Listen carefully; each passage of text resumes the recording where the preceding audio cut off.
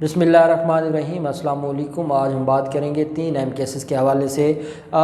رباب ایک معصوم لڑکی ہے جس کے والدین کو قتل کر دیا گیا تھا اور یہ بے دردی سے قتل کیا تھا، اور یہ وڈیرازم جو وڈیرے ہیں سندھ کے ان کی بھیڑ چڑھا دیا گیا تھا اس فیملی کو، اس مظلوم فیملی کو۔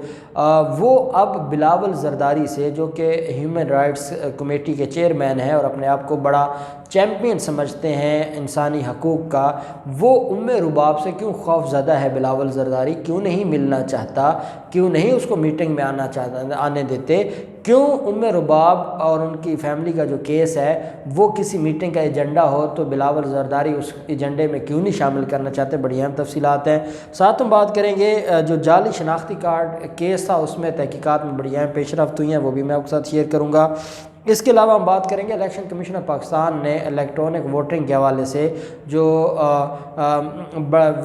وزارت سائنس اور ٹیکنالوجی ہے ان کی طرف سے جو خط لکھا گیا تھا اس کا پازیٹیو رسپانس دیا ہے، اس پر بھی بات کریں گے۔ اور آخر میں ہم بات کریں گے مریم صفدر کی جو کووڈ کی وجہ سے جو طبیعت ہے اس میں پھر وہ تشویشناک ہو گئی ہے، اور خاندانی ذرائع نے جو اس کی تصدیق کی ہے کہ ان کی طبیعت بگڑ گئی ہے۔ وہ کیا معاملہ ہے اس کے اوپر بھی ہم بات کریں گے۔ پہلے میں ایک اہم کیس آپ کے ساتھ شیئر کرتا چلوں، اور وہ ہے سندھ پولیس کے نام سے جعلی سوشل میڈیا اکاؤنٹ سے جو ورکنگ ہو رہی تھی وہ بالآخر پکڑے گئے۔ آپ اندازہ لگائیں کہ جو سندھ ہے یا سندھ حکومت کے آفیشلز ہیں، کیونکہ وہاں کرپشن کے علاوہ اور کوئی راستہ نہیں ہے، کرپشن کے علاوہ وہاں پر کوئی اور بات نہیں ہے، تو اس وجہ سے ایک 20 سال کا لڑکا بھی ان کو الو بنا جاتا ہے اور کروڑوں روپے ان سے ہتھیا لیتا ہے۔ اب سندھ پولیس کے نام سے سوشل میڈیا پر جعلی اکاؤنٹس کا انکشاف ہوا۔ آئی جی سندھ مشتاق مہر FIA سائبر کرائم ونگ سے سفارش کی ہے کہ تمام جعلی اکاؤنٹس کو بلاک کیا جائے۔ یہ جعلی اکاؤنٹس اگر پولیس والوں کے بھی جعلی اکاؤنٹس بنتے بھی ہیں اور وہ رن بھی کرتے ہیں، وہ چلتے بھی رہتے ہیں، تو پھر اس کے بعد تو بات ختم ہو گئی، پھر کیا کسی اور کے خلاف کارروائی ہونی ہے یا یہ کسی کے خلاف کیا کارروائی کریں گے؟ اب اس میں یہ کہا گیا ہے کہ جو انکشاف یہ ہوا ہے کہ سندھ پولیس کے نام سے جعلی اکاؤنٹس کا انکشاف ہوا ہے، اور FIA سائبر کرائم نے اب اس کے اوپر ورکنگ شروع کر دی ہے۔ جعلی اکاؤنٹس فیس بک، ٹویٹر، انسٹاگرام، یوٹیوب پر بنائے گئے ہیں۔ ان تمام اکاؤنٹس کو غیر مجاز نامعلوم افراد آپریٹ کر رہے ہیں اور وہ اپنے مقاصد کے لیے ان کو استعمال کر رہے ہیں۔ استعمال سندھ پولیس کا نام ہو رہا ہے اور وہ اپنے مقاصد کے لیے استعمال کر رہے ہیں۔ اس وجہ سے ان لوگوں کے خلاف کارروائی ہونی چاہیے اور ان کو کسی بھی صورت میں معافی نہیں ملنی چاہیے، اور یہ اب سائبر کرائم ونگ اس کے اوپر کام کرنا شروع کر دیا ہے۔ دوسرا جو معاملہ ہے وہ ہے جعلی شناختی کارڈ تحقیقات کا معاملہ۔ جعلی شناختی کارڈ کیس کی تحقیقات میں اہم انکشافات سامنے آئے ہیں اور نادرہ افسران کی سنگین غلطیاں بھی پکڑی گئی ہیں۔ ایرانی شہری کو جعلی شناختی کارڈ جاری کرنے کے کیس کی تحقیقات میں نادرہ افسران کی بڑی غلطیاں سامنے آئی ہیں۔ تحقیق میں یہ انکشاف ہوا ہے کہ 1949 میں پیدا خاتون فاطمہ بی بی کو ماں ظاہر کر کے ایرانی شہری کا شناختی کارڈ بنایا گیا۔ فاطمہ بی بی کو 12 سال کی عمر میں ماں ظاہر کیا گیا۔ افسران نے ایرانی شہری کا جعلی شناختی کارڈ بنانے کے لیے اس کی تاریخ پیدائش 1959 ریکارڈ کی، جبکہ ایرانی شہری کا اندراج جس گھرانے میں کیا گیا اس میں امام بخش نامی شخص کو بھائی ظاہر کیا گیا، اور مینول شناختی کارڈ نمبر میں درج نمبر دوسری خاتون کا نکلا ہے جس سے معلوم ہوا کہ وہ شناختی کارڈ جان بی بی نامی خاتون کا تھا۔ شناختی کارڈ رکھنے والے امام بخش ایرانی شہریت کا کارڈ اور پاسپورٹ رکھتا ہے، جسے 2017 میں ایران نے پاسپورٹ جاری کیا۔ FIA کی تحقیقاتی ٹیم نے اس کیس کے حوالے سے کئی اہم شواہد اور ریکارڈ بھی اکٹھا کر لیا ہے۔ تحقیقات میں یہ بات بھی سامنے آئی ہے کہ مینول شناختی کارڈ 2008 میں پروسیس کروا کے ڈیجیٹل شناختی کارڈ بنوایا گیا۔ نارتھ ناظمہ آباد نادرہ دفتر میں تعینات اسسٹنٹ ڈائریکٹر اور عملے نے اس کام میں معاونت فراہم کی۔ ایرانی شہری نوی بخش نے سنگولین لیاری کے نائب ناظم سے کاغذات اور شناختی کارڈ کی تصدیق بھی کروائی اور جعلی دستاویزات فراہم کیے۔ FIA کے مطابق ایرانی شہری جعلی شناختی کارڈ نمبر پر پاکستان میں گھومتا بھی رہا۔ FIA نے ساتھ اپنی رپورٹ میں یہ بھی کہا ہے کہ نبی بخش کی گرفتاری کے لیے چھاپے جاری ہیں مگر ملزم کو تاہر گرفتار نہیں کیا جا سکا، اور اسسٹنٹ ڈائریکٹر التمش کو گلستان جوہر سے گرفتار کر لیا گیا ہے۔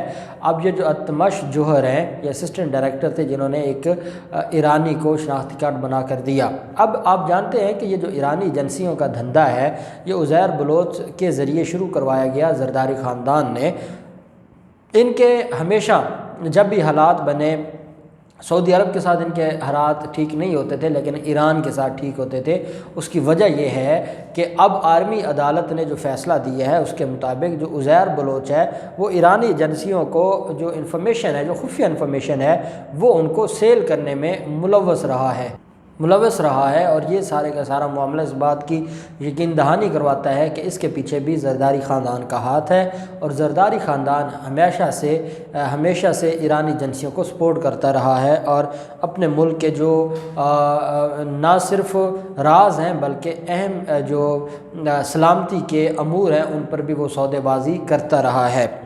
آج FIA کے سامنے ناصر شاہ بالآخر پیش ہو گئے ہیں۔ سعید غنی پیش نہیں ہوئے لیکن ناصر شاہ پیش ہو گئے ہیں، اور یہ چیف جسٹس پاکستان کے خلاف نازیبہ جو کلمات کہے گئے تھے اس کیس میں ناصر شاہ کو بھی طلب کیا گیا تھا، اور ناصر شاہ نے FIA کو دیے گئے بیان میں کہا کہ میں ملزم کو نہیں جانتا، اس ملزم کا نمبر بھی موبائل میں نہیں ہے، جبکہ جو اس نے کلپ بھیجا ہے وہ کھولا بھی نہیں۔ اب آپ اندازہ لگائیں کہ کل شہلا رضا نے بھی یہی جواب دیا تھا، آج ناصر حسین شاہ نے بھی یہی جواب دیا ہے۔ وہ کہتے ہیں کہ ہمارے پاس اس کا نمبر نہیں تھا لیکن اس کے پاس نمبر تھا، اس نے کوئی کلپ بھیجا ہے۔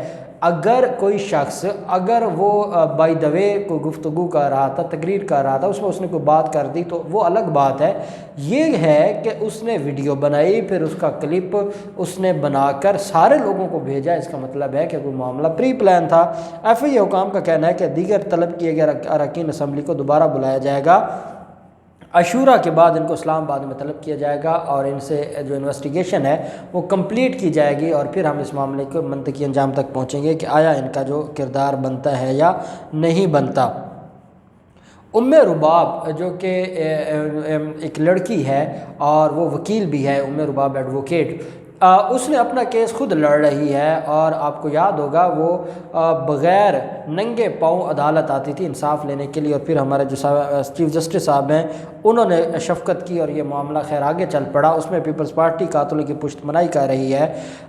رباب آج قومی اسمبلی کی قائمہ کمیٹی انسانی حقوق کے اجلاس میں شریک ہوئیں اور بتایا کہ 3 سال قبل دادا، والد اور چچا کا قتل ہوا، اور تاثر یہ ہے کہ پیپلز پارٹی قاتلوں کی پشت پناہی کر رہی ہے۔ رباب نے کمیٹی کو یہ بھی بتایا، قائمہ کمیٹی کی یہ جو انسانی حقوق کی قائمہ کمیٹی ہے اس کے چیئرمین بلاول زرداری ہیں، اور پہلے بھی پاکستان تحریک انصاف نے رباب کا کیس ایجنڈے میں لے کر آئے تھے لیکن اس کو ایجنڈے میں شامل نہیں کیا گیا تھا۔ بالآخر آج رباب پیش ہوئیں، اور رباب نے کمیٹی کو بتایا کہ تحر قطر کیس میں نامزد MP کی گرفتاری کے لیے پولیس نے چھاپا مارا تو نثار کھوڑو حامی بن کر سامنے آ گئے۔ SSP کہتے ہیں سندھ حکومت کا دباؤ ہے، اب وہ MPA بھی پاکستان پیپلز پارٹی پارلیمنٹیرین کا، نثار کھوڑو بھی ان کا، اور بچا بھی یہ رہے ہیں۔ رباب نے کمیٹی کے شرکاء سے سوال کیا کہ اس کیس میں مداخلت کیوں کی جا رہی ہے، سیاسی جماعتیں اس معاملے پر کیوں سیاست کر رہی ہیں۔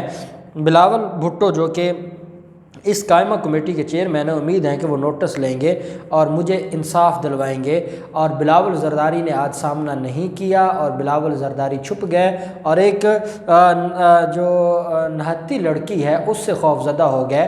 اور یہ تو ان کے تو آپ جب دیکھیں گے انہوں نے تو کیسے کیسے لوگوں کے ساتھ زیادتیاں کی ہیں اور کیسے کیسے لوگوں کو انہوں نے مروایا ہے، اور وہ ساری چیزیں ایک تاریخ کا حصہ ہیں، اور اب ان کا وقت قریب آ چکا ہے اور الٹیمیٹلی ان کے خلاف کارروائی ہونی ہے۔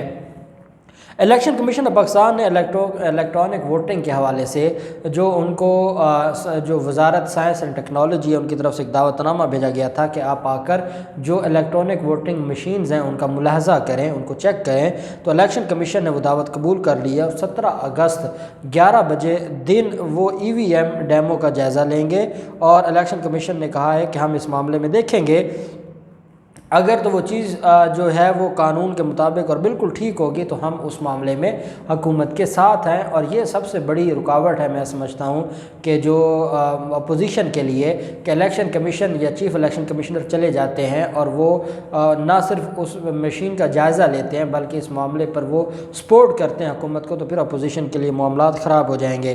مریم نواز کورونا کے قہر سے نہیں بچ سکیں، اور یہ معاملہ جو ہے وہ اب خاندانی ذرائع کا تھوڑی دیر پہلے ان کی طرف سے خبر کی تصدیق کی گئی ہے کہ ان کا دوبارہ ٹیسٹ کروایا گیا ہے، دوبارہ ان کا کووڈ مثبت آ گیا ہے اور ابھی تک وہ اس بیماری میں مبتلا ہیں۔ حالانکہ مریم نواز نے لندن جانے کے لیے وہ تیار تھی، لیکن حکومت سے وہ خوفزدہ تھی یا حکومت سے مایوس تھی، جس کی وجہ سے انہوں نے اپلائی نہیں کیا بیرون ملک جانے کے لیے۔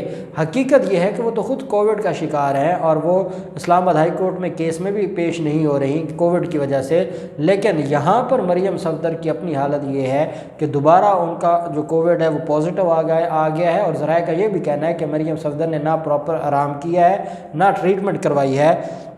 مریم اورنگزیب نے جو ہے وہ اب اطلاع دی ہے اور انہوں نے یہ کہا ہے کہ جو مریم صفدر ہیں ان کا کووڈ دوبارہ کرونا جو ہے وہ پازیٹیو آ گیا ہے، اور اس وجہ سے وہ اپنی جو ان کی ٹریٹمنٹ ہے وہ جاری ہے، اور دیکھتے ہیں کہ یہ معاملہ کہاں جاتا ہے۔ اب کیا یہ مریم نواز کا جو ڈرامہ ہے وہ واقعی نواز شریف کی طرح کا ڈرامہ ہے، اسی طرح کی بیماری ہے، یا یہ حقیقت میں کوئی بیماری ہے؟ اور اگر حقیقت میں کوئی بیماری ہے تو مریم نواز نے، کیونکہ قاضی فیاض عیسیٰ صاحب کو بھی یہ ہو چکا ہے کووڈ اور ان کی وائف کو بھی، تو اب جو مریم نواز ہیں یا تو وہ سمپتیز لینے کے لیے اور بیوقوف بنانے کے لیے قوم کو دوبارہ یہ شوشہ چھوڑا جا رہا ہے کہ مثبت آیا ہے، مثبت آیا ہوتا نہ وہ ہاسپٹل گئی ہیں، نہ کوئی یہ خبر آئی ہے کہ کوئی ڈاکٹرز کا پینل گیا ہے انہوں نے چیک کیا ہے، کچھ بھی نہیں ہے، تو پھر یہ جو سارا معاملہ ہے یہ تو مسلم لیگ نون ہی بتا سکتی ہے۔ لیکن مسلم لیگ نون اور جاتی امراء سے جو آج خبر جاری کی گئی ہے اس کے مطابق مریم صفدر کی حالت انتہائی تشویشناک ہے، کووڈ ان کا دوبارہ مثبت آ گیا ہے اور ان کو سانس کی تکلیف ہے۔